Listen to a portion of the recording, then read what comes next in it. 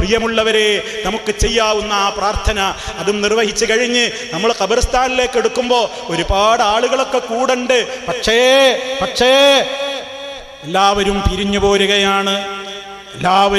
പോരുകയാണ്. ഒന്നാമത്തെ ദിവസം ആരംഭിക്കുകയാണ്. എനിക്കോ നിങ്ങൾക്കോ പരിചയമില്ലാത്ത ഒന്നാമത്തെ രാത്രി, ഒന്നാമത്തെ ദിവസം അവിടെ ആരംഭിക്കുകയാണ്. എല്ലാവരും പിരിഞ്ഞു. നേരത്തെ പറഞ്ഞതുപോലെ ആർക്കും തോന്നിയില്ല എൻ്റെ പൊന്നുപ്പ ഒറ്റക്കല്ലേ, ഞാൻ കൂടെ കിടക്കട്ടെ, എൻ്റെ പൊന്നു ഭാര്യയല്ലേ ഖബറിൽ കിടക്കുന്നത്, ഞാനും കൂടെ കിടക്കട്ടെ. ഒരു ഭർത്താവിനും തോന്നുന്നില്ല. എല്ലാവരും പോന്നു. ആ അവസരത്തിലതാ നമുക്ക് നമ്മുടെ ഖബറിൽ നമ്മുടെ അമല് മാത്രമാണ് തുണയുള്ളത്.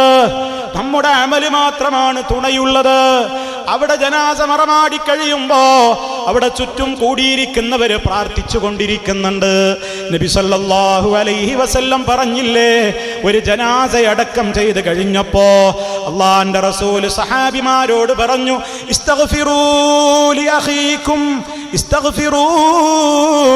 അഖീകും, നിങ്ങളുടെ ഈ സഹോദരന് വേണ്ടി അള്ളാഹുവിനോട് പൊറുക്കലിനെ ചോദിക്കൂ സഹാബിമാരെ. ഫഇന്നഹു ലാന യുസ്അലു, അദ്ദേഹം ഇതാ ചോദിക്കപ്പെടാൻ പോവുകയാണ്. അതേ, ഞാൻ തുടക്കത്തിൽ പറഞ്ഞില്ലേ, പോകുന്ന രാജ്യത്ത് ഒരു പരീക്ഷ വരാനുണ്ട്. മെയിൻ പരീക്ഷയ്ക്ക് മുമ്പേ മറ്റൊരു ഇന്റർവ്യൂ അഭിമുഖീകരിക്കാനുണ്ട്.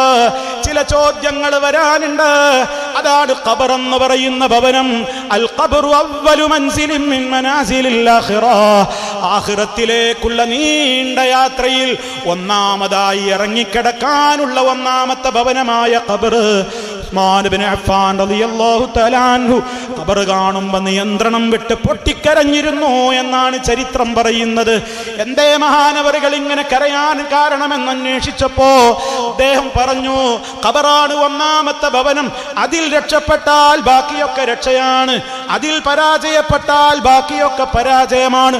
അപ്പോൾ രക്ഷാശിക്ഷകളുടെ മാനദണ്ഡം ഈ ഖബറാണ്.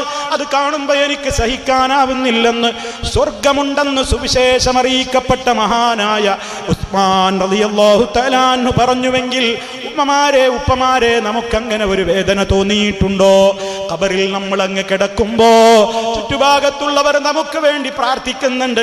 അല്ലാഹുവേ സ്ഥൈര്യം കൊടുക്കണേ, മലക്കുകൾ ചോദിക്കുമ്പോ ഉത്തരം തോന്നിപ്പിക്കണേ അല്ലാ, ഖബർ വിശാലമാക്കി കൊടുക്കണേ അല്ലാ, പാപങ്ങൾ പുറത്തു കൊടുക്കണേ അല്ലാ, പേടിയില്ലാതെ നിർഭയത്വം കൊടുക്കണേ അല്ലാ എന്നൊക്കെ നമ്മൾ പ്രാർത്ഥിക്കുന്നുണ്ട്. റഹ്മാനായ റബ്ബ് ഖബൂൽ ചെയ്തെങ്കിൽ ആ പരേതന്റെ ആത്മാവിനതൊക്കെ ശാന്തിയായി മാറും. ഇല്ലെങ്കിലോ നമ്മളൊക്കെ വേണ്ടി ആരൊക്കെ പ്രാർത്ഥിക്കാനുണ്ടായിട്ടെന്താ? ആ പ്രാർത്ഥന അള്ളാഹു സ്വീകരിക്കാൻ മാത്രം ഉമ്മമാരെ നമ്മളൊന്നും നല്ലവരല്ലെങ്കിൽ, നമ്മളൊക്കെ മോശപ്പെട്ടവരാണെങ്കിൽ ഒന്ന് പ്രാർത്ഥിച്ചാൽ നമുക്ക് ഉത്തരം കിട്ടാൻ പോലും നമുക്ക് യോഗ്യതയില്ലാത്ത അത്രയും വൃത്തികെട്ടവരായിട്ടാ മരിച്ചു പോകുന്നതെങ്കിൽ നമ്മുടെ ദുരന്തം എത്രയാണ്. ആ ഖബറിൽ പിന്നെ നമ്മൾ ഒറ്റക്കല്ലേ, എല്ലാവരും നമുക്ക് വേണ്ടി ദുആ ചെയ്ത് പിരിഞ്ഞുപോയി. ഉടനെയതാ മലക്കുകൾ വരവായി. ഇതുവരെ കണ്ടിട്ടില്ലാത്ത മലക്കുകൾ, മുൻകർ നകീർ എന്ന ഹദീസുകളിൽ പറഞ്ഞ മലക്കുകൾ. ആ മലക്കുകൾ വന്നിട്ട് നമ്മളെ എഴുന്നേൽപ്പിച്ചിരുത്തുകയാണ്. ചോദ്യം തുടങ്ങുകയാണ്. അതേ, ഒന്നാമത്തെ ചോദ്യം തന്നെ, മൻ റബ്ബുക, നിന്റെ റബ്ബാരടോ, നിന്റെ ദീനേത്? മഹാനായ നബി സല്ലല്ലാഹു അലൈഹി വസല്ലമിനെ കുറിച്ച് ചോദിക്കുകയാണ്. ഈ ആളെ കുറിച്ച് നിനക്കെന്ത് പറയാനുണ്ട്? റസൂലുള്ളാഹിനെ കുറിച്ച് നിനക്കെന്തറിയാം എന്ന മൂന്നാമത്തെ ചോദ്യമുണ്ട്. റബ്ബിനെ കുറിച്ച് ചോദ്യമുണ്ട്, റസൂലിനെ കുറിച്ച് ചോദ്യമുണ്ട്. നമ്മൾ ചെറുപ്പം മുതൽ ഇന്ന് വരെ മരണം വരെ ജീവിച്ച് തീർച്ച ആദർശം എന്തായിരുന്നടോ? അതല്ലേ ദീന് കൊണ്ട് ഉദ്ദേശിക്കപ്പെടുന്നത്. ആ ദീന് നന്നാക്കി തരണേ എന്നല്ലേ നമ്മൾ തേടിയിരുന്നത്. ആ ദീന് തെറ്റിപ്പോകല്ലേ എന്നല്ലേ തേടിയിരുന്നത്. ഹൃദയങ്ങളെ മാറ്റിമറിച്ചു കൊണ്ടിരിക്കുന്ന റബ്ബേ, സബ്ബിത്ത് ഖൽബി അലാ ദീനിക, നിന്റെ ദീനിൽ എൻ്റെ ഹൃദയത്തെ നീ ഏത് വസ്വാസ് ഉണ്ടാക്കുന്ന ആളുകൾ വന്ന് വസ്വാസ് ഉണ്ടാക്കിയാൽ കഴിഞ്ഞാലും പൂർവീകരായ നബിതങ്ങളും സഹാബിമാരും താബിഈങ്ങളും താബിഈങ്ങളും ഒക്കെ പഠിപ്പിച്ച അതേ തൗഹീദിൽ, അതേ വിശ്വാസത്തിൽ, അതേ ആചാരാനുഷ്ഠാനങ്ങളിൽ നിന്ന് ആരൊക്കെ എന്തൊക്കെ തെറ്റിദ്ധരിപ്പിച്ച് ദുരാരോപണത്തിന്റെ പടയൊരുക്കമായി വന്നാലും റബ്ബേ തെറ്റിക്കല്ലേ എന്ന് പറഞ്ഞ് ദിനേന ഇഹ്ദിനസ് സിറാത്തുൽ മുസ്തഖീം എന്ന് 17 തവണ നിർബന്ധമായും അങ്ങനെ പലതവണ ഇങ്ങനെ തേടി തേടി റബ്ബനാ ലാ തുസിഗ് ഖുലൂബനാ ബഅദ ഇദ് ഹദൈതനാ നേർമാർഗത്തിലേക്ക് ആക്കിയതിന്റെ ശേഷം റബ്ബേ ഒരു ഫിത്നക്കാരുടെ ഫിത്നയും കേട്ടിട്ട് തെറ്റിപ്പോകല്ലേ റബ്ബേ, മനസ്സിനെ തെറ്റിക്കല്ലേ എന്ന് മനസ്സു നൊന്ത് തേടിയ ദീനെന്തോ ആ ദീനിനെ കുറിച്ച് ചോദ്യമുണ്ട്. ഈ 3 ചോദ്യങ്ങൾ പരമപ്രധാനമാണ്. ആ ചോദ്യം അങ്ങ് നടക്കും. പ്രിയമുള്ളവരെ, ഇതൊക്കെ ഏതെങ്കിലും കാലത്ത് നടക്കുന്നതല്ല. ഈ സംസാരിച്ചു കൊണ്ടിരിക്കുന്ന പാവപ്പെട്ട ഞാനോ, എൻ്റെ ശബ്ദം ശ്രവിച്ചു കൊണ്ടിരിക്കുന്ന പ്രിയമുള്ളവരെ, നിങ്ങളിൽ ഒരുവനോ ഒരുത്തിയോ ഈ സെക്കൻഡിൽ അങ്ങ് മരണപ്പെട്ട് കഴിഞ്ഞാൽ അല്ലാഹുവേ, ഈമാനുള്ള മരണം നീ ഞങ്ങൾക്ക് വിധിക്കണമേ. ഇവിടെ വെച്ച് മരിക്കുകയാണെങ്കിലും മുഅ്മിനായി മരിപ്പിക്കണേ അല്ലാ. അതേ, നമ്മുടെ ബന്ധുക്കൾ പിന്നെ വെച്ച് താമസിപ്പിക്കില്ല, പേര് പോലും പോയില്ലേ. ആദ്യം തന്നെ നമുക്ക് നഷ്ടമായൊരു നമ്മുടെ അഡ്രസ്സാണ്. എവിടെ ഹുസൈനെ കുളിപ്പിച്ചോന്ന് ചോദിക്കില്ല, അബൂബക്കറിനെ കുളിപ്പിച്ചോന്ന് ചോദിക്കില്ല, ഉമറിനെ കഫൻ ചെയ്തോന്ന് ചോദിക്കില്ല, ഫാത്തിമയെ കബറടക്കിയോ എന്ന് ചോദിക്കില്ല, ഖദീജയെ കുളിപ്പിച്ചോ എന്ന് ചോദിക്കില്ല. ചോദ്യം മുഴുവനും പിന്നെ ബന്ധുക്കൾ അടക്കം പറയുന്നത് എപ്പോഴാ മയ്യത്ത് കുളിപ്പിക്കാൻ എടുക്കുന്നത്, എപ്പോഴാ മയ്യത്ത് കഫൻ ചെയ്യുന്നത്, എപ്പോഴാ ജനാസ പള്ളിയിലേക്ക് എടുക്കുന്നത്, എപ്പോഴാ ജനാസയുടെ പേരിൽ നിസ്കാരം നിശ്ചയിച്ചിട്ടുള്ളത്, എപ്പോഴാ ഖബറിലെ 6 അടി മണ്ണിലേക്ക് താഴ്ത്തി വെക്കുന്നത്. പേര് പോലും പോയില്ലേ പ്രിയമുള്ളവരെ. എന്നിട്ടാണോ ഈ വാശിയുമായി നടക്കുന്നത്? ആരെയൊക്കെയാ തെറി പറയുന്നത്, ആരെയൊക്കെയാ കാഫിറാക്കുന്നത്, ആരെയൊക്കെയാ മുശ്രിക്കാക്കുന്നത്, ആരെയൊക്കെയാ പല പേരുകളിലും വിളിച്ച് ആക്ഷേപിക്കുന്നത്. ഇതിന് പ്രോത്സാഹനം നൽകുന്ന ആരും നമ്മുടെ കൂടെ ഖബറിൽ വക്കാലത്ത് ഏറ്റെടുക്കില്ല. പറഞ്ഞ നമ്മുടെ തന്നെ ജീവിതം അത് ഖബറിൽ ഒതുങ്ങുകയാണ്.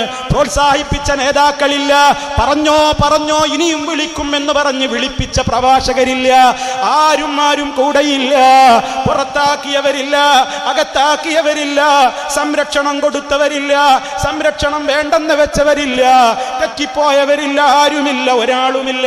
വഹീദൻ ഫരീദൻ ഫിൽ മഖാബീരി സാവിയാ,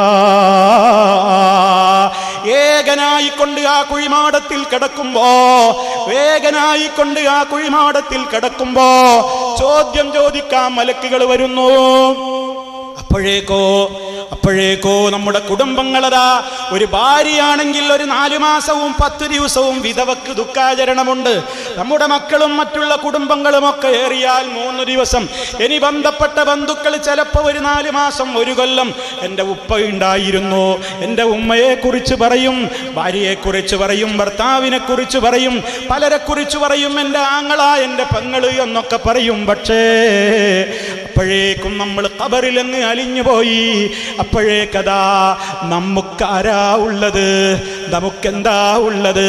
പല മരണ വീടുകളിലും ഏങ്ങലടിച്ച് കരയുമ്പോ പലരും പറയും, ആ പാവപ്പെട്ട കുട്ടികൾ അനാഥരായില്ലേ, ആ പൊന്നുമോള് അനവിധവയായില്ലേ, ആ കുട്ടികൾക്കിനി ആരാ ഉള്ളത്, ആ ഭാര്യക്കിനി ആരാ ഉള്ളത്, ആ മക്കൾക്കിനി ആരാ ഉള്ളത് എന്നൊക്കെ പറയുമ്പോ പ്രിയമുള്ളവരെ, ആരെങ്കിലും പറയാറുണ്ടോ ആ പോയ വ്യക്തിയുടെ കാര്യം ഇനി എന്താണ്? അദ്ദേഹത്തിന്റെ ജനാസയതാ പോയില്ലേ, ആരാണിനി അദ്ദേഹത്തിന് കൂട്ടിനുള്ളത്? മക്കൾ ഇവിടെ ഒരുപക്ഷെ ബാപ്പയുള്ള കാലത്തേക്കാൾ കൂടുതൽ സുഖമായി ആളുകൾ നോക്കും, ആളുകൾ അനാഥ കുട്ടികൾ എന്ന നിലക്ക് കൂടുതൽ സംരക്ഷണം കൊടുക്കും. ബാപ്പ ജീവിച്ചിരിക്കുമ്പോ കിട്ടാത്ത സുഖങ്ങൾ ഒരുപക്ഷെ ബാപ്പയുടെ മരണശേഷം അനാഥ മക്കൾക്ക് കിട്ടും. വിധവയായ പെണ്ണ് ചെറുപ്പക്കാരിയാണെങ്കിൽ ഒരുപക്ഷെ അധികം വൈകാതെ മറ്റൊരു പുതിയ പിളയുമായി കിടക്ക പങ്കിടും. അതുപോലെ തന്നെ ഭർത്താവാണെങ്കിൽ അയാൾ മറ്റൊരു ഭാര്യയുമായി കിടക്ക പങ്കിടും. അതുപോലെ തന്നെ ആങ്ങളയും പക്കളുമൊക്കെ അതേ പല സ്നേഹങ്ങളുമൊക്കെ ആയിരുന്നുവെങ്കിലും പോയില്ലേ. പിന്നെ അവരുടെ ചിന്ത എന്താണ്? അവർ അവരുടെ ലോകത്തേക്ക് കളിയും ചിരിയും തമാശയും യാത്രയും കല്യാണവും മാമാങ്കവും മറ്റു കാര്യങ്ങളുമൊക്കെ ആയിട്ടങ്ങനെ പോകുമ്പോഴും നമ്മൾ നമ്മുടെ ഖബറിൽ നമ്മുടെ അമലുമായി തനിച്ചാണ്. പണമുണ്ടാക്കിയിട്ടുണ്ട്, പലിശയിലൂടെ പണം വാങ്ങിയിട്ടുണ്ട്, സകാത്ത് കൊടുക്കാതെ പെണ്ണുങ്ങൾ ആഭരണത്തെ കെട്ടിത്താങ്ങി കൊണ്ട് നടന്നിട്ടുണ്ട്, ബാപ്പ തന്ന 100 പവനും 200 പവനും ബാങ്ക് ലോക്കറിൽ വെച്ചിട്ടുണ്ട്, അരയിൽ അണിഞ്ഞിരുന്നു, കൈകളിൽ അണിഞ്ഞിരുന്നു. കല്യാണത്തിന് ഇന്നൊരു പെണ്ണിറങ്ങുമ്പോ ആ പെണ്ണെങ്ങനെയൊക്കെയായി ഇറങ്ങുന്നത്? അന്യപുരുഷന്റെ മുമ്പിൽ തന്റെ ശരീരത്തിന്റെ ഭംഗി വെളിവാക്കിക്കൊണ്ട് അതുവരെ തലമറച്ചിരുന്ന പെണ്ണിന് പിന്നെ തലമറക്കാൻ മടിയാണ്. അവൾ മുല്ലപ്പൂ കൊണ്ട് തലയിൽ ഒരു ആനങ്കരമാണ്, ഒരലങ്കാരമാണ്. ശരീരം മുഴുവനും അവൾ സ്വർണത്തിന്റെ വളകളാണ്. അതുപോലെ തന്നെ ഉള്ളിലുള്ളതെല്ലാം പുറമേക്ക് പ്രകടമാകുന്ന വളരെ നൈലോൺ ഡ്രസ്സിലാണ് അവൾ ഒരുങ്ങിയിട്ടുള്ളത്. ചുണ്ട് ചമപ്പിച്ചിട്ടുണ്ട്, കവിൾ റൂഷ് പൂശിയിട്ടുണ്ട്, അവളുടെ മിഴികളിൽ ഇണകളിൽ അവൾ എല്ലാ അർത്ഥത്തിലുമുള്ള അലങ്കാരങ്ങൾ അണിഞ്ഞിട്ടുണ്ട്. ലക്ഷങ്ങൾ വില വരുന്ന ഒരൊറ്റ മണിക്കൂറിന് വേണ്ടി മാത്രം ഉടുത്തൊരുങ്ങാനുള്ള പിന്നെ ഒരു കാലത്തും ആ പെണ്ണ് തന്റെ ബോഡിയിൽ ചുറ്റിപ്പൊതിയാൻ തയ്യാറാകാത്ത 10,000 വില വരുന്ന മണവാട്ടിയുടെ ഡ്രസ് ഉടുത്തിട്ടുണ്ട്. എന്നിട്ട് അവളും അതാ അന്യപുരുഷന്മാരെ കാണിക്കാൻ വേണ്ടിയിട്ട് അതേ വിവാഹത്തിന്റെ അന്ന് ആ ഓഡിറ്റോറിയത്തിലെ എല്ലാവർക്കും കാണാവുന്ന സ്റ്റേജിന്റെ മുകളിലേക്ക് അങ്ങേറിയിട്ട് അലങ്കരിച്ച കസേരയിൽ സോഫയിൽ പുതുമളവാട്ടനെ കെട്ടിപ്പിടിച്ചു ഉമ്മ കൊടുക്കുന്ന ചിത്രം പകർത്താൻ വീഡിയോക്കാരുണ്ട്, ഫോട്ടോഗ്രാഫർമാരുണ്ട്. ഫോട്ടോഗ്രാഫറുടെ താല്പര്യത്തിനനുസരിച്ച് ചാഞ്ഞും ചെരിഞ്ഞും ഒളികണ്ണിട്ടും കണ്ണിറുക്കിയും നിന്നുകൊടുക്കുന്ന പെണ്ണുങ്ങളുണ്ട്. അതേ പ്രദർശിപ്പിച്ച ബോഡിയൊക്കെ ഖബറിൽ അലിഞ്ഞു പോവുകയാണ് പെങ്ങളെ. ഇതിനെ എതിർത്തിരുന്ന ആളുകളോട് പുച്ഛമല്ലേ എന്ന് തോന്നിയിരുന്നത്? അതിന് പ്രോത്സാഹിപ്പിച്ച കൂട്ടുകാരികൾ ഉണ്ടായിരുന്നു, നാട്ടുമൂപ്പന്മാരുണ്ടായിരുന്നു, കൂടെ പഠിച്ചവരുണ്ടായിരുന്നു, അയൽക്കാരുണ്ടായിരുന്നു, ഒപ്പം പഠിച്ചവരുണ്ടായിരുന്നു. പക്ഷേ ഖബറിലെത്തിയപ്പോ ഇതൊക്കെ മുട്ട പൊട്ടി ഒലിച്ച് അഴുകുന്നത് പോലെ 3-ാം നാൾ ഈ 2 കണ്ണിന്റെ കവിൾത്തടത്തിലേക്ക് മുട്ട പൊട്ടി ഒലിക്കുന്നത് പോലെ 2 കണ്ണുകൾ അങ്ങ് പൊട്ടി ഒഴുകാൻ തുടങ്ങുന്നു. കാൽത്തൊട ചീർത്ത് പൊട്ടുകയാണ്, വയറ് പൊട്ടി ഖബർ നിറയുകയാണ്, പുഴുക്കൾ അരിക്കുകയാണ്. എല്ലാ അർത്ഥത്തിലുമുള്ള സംവിധാനങ്ങൾ അവിടെ രേഖയാണ്, അവിടെ റെഡിയാണ്, തയ്യാറാണ്. അതിൻ്റെ ഇടയിൽ ഈ മലക്കുകളുടെ ചോദ്യം തുടക്കത്തിലേ അങ്ങ് കഴിയുമ്പോ നമ്മളങ്ങനെ ആലോചിക്കുന്നുണ്ടോ ആ ചോദ്യത്തിന്റെ ഘട്ടത്തിൽ എന്താ നടക്കുന്നത്? അള്ളാഹുവിനെ റബ്ബായി അംഗീകരിച്ചവർക്ക് മറുപടി പറയാൻ കഴിയും. അള്ളാഹു റബ്ബി, എന്റെ റബ്ബ് അള്ളയാണെന്ന് മണിമണിയായി ഉത്തരം പറയും. ആരടോ നിന്റെ റബ്ബെന്ന് ചോദിക്കുമ്പോ മുഅ്മിനാണെങ്കിൽ അവൻ സന്തോഷത്തോടെ പറയും അല്ലാഹു റബ്ബി, അല്ല എൻ്റെ റബ്ബാണ്, എൻ്റെ റബ്ബാണ്, എൻ്റെ റബ്ബാണ്. അടുത്ത ചോദ്യം ദീനിനെ കുറിച്ചാണ്. എൻ്റെ ദീന് ഇസ്ലാമാണ്. മുസ്ലിമായി അങ്ങനെ തന്നെ വാചകത്തിൽ പറഞ്ഞതല്ല. നിന്റെ മതമേതെന്ന് കോളത്തിൽ ചോദിച്ചപ്പോൾ പൂരിപ്പിക്കാൻ വേണ്ടി മാത്രം റിലീജിയൻ കോളത്തിൽ ഇസ്ലാം മുസ്ലിം മാപ്പിള എന്ന് എഴുതിയവനല്ല. അങ്ങനെ തന്നെ ജീവിച്ചു മരിച്ചു പോയവനാണെങ്കിൽ അവനും പറയും ദീനിയൽ ഇസ്ലാം, അൽ ഇസ്ലാമു ദീനി, എൻ്റെ മതം ഇസ്ലാമാണ് എന്ന് പറയുകയാണ്. അതേ നബി തങ്ങളെ കുറിച്ച് ചോദിക്കുമ്പോ എൻ്റെ പ്രിയപ്പെട്ടവരെ നമ്മൾ മനസ്സിലാക്കണം, മഹാനായ നബി സല്ലല്ലാഹു അലൈഹി വസല്ലമിനെ കുറിച്ച് ചോദ്യം വരുന്ന നേരത്ത് ആ സമയത്ത് മുഅ്മിനായ മനുഷ്യൻ പറയാണ് ഹുവ മുഹമ്മദുർ റസൂലുള്ളാഹ്. അള്ളാഹു നമുക്കതിന് തൗഫീക്ക് നൽകട്ടെ. നമ്മളെ റസൂലുള്ളാഹിനെ കുറിച്ച് ചോദിക്കുമ്പോൾ സന്തോഷത്തോടെ ഉമ്മ ഉപ്പ പെങ്ങളെ നമുക്ക് പറയാൻ പറ്റണം.